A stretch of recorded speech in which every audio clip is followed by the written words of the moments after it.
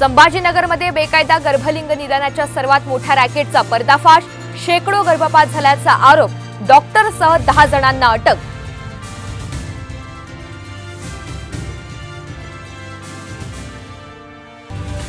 मुलुंडमध्ये भाजपच्या मिहिर कोटेचा यांच्या कार्यालयाची तोडफोड। पैसे वाटप होत असल्याचा ठाकरे गटाचा आरोप।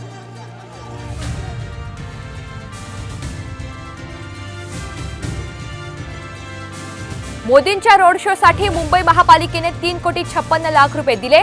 संजय राऊत यांचा गंभीर आरोप। मोदींवर गुन्हा दाखल करण्याची राऊतांची मागणी।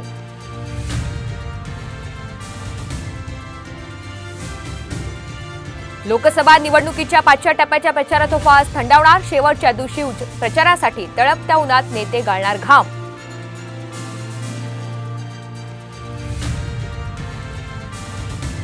मोदी संविधानाचा सर्वात मोठा रक्षक आहे। विकसित भारत देऊन जाणार। शिवाजी पार्कातल्या सभेतून मोदींचं वचन।